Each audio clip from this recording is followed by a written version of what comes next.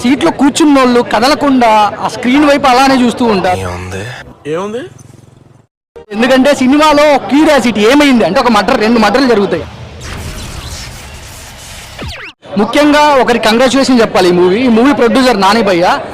నాలో ఉన్న క్రియేటివిటీ మొత్తం బయటికి తీస్తా, నా తడాకా చూపిస్తా. కంగ్రాచులేషన్. సినిమా చాలా బాగుంది.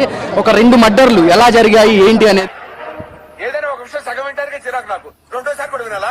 నాని నటుడు, నిర్మాత ఈ మూవీతో నిరూపించుకున్నాడు. కనపడుతున్నారా?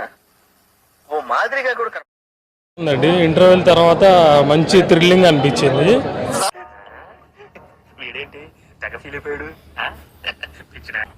కేసు గురించి ఇన్వెస్ట్ చేయడం ఇది ఒక డిఫరెంట్ గా చూపించారు. పొద్దున్నే బేవర్స్ గాళ్ళు ఎక్కువైపోయారు. కొద్ది క్లియర్ గా చూపించారు. ఇంకోటి డిఫరెంట్ ప్లాన్స్ చూపించారు. పిక్చర్ల గురించి వెంటనే కానీ లైవ్ లో ఇదే చూడటం. ఎలా ఎంజాయ్ చేయాలి ఫైనల్లీ ఎలా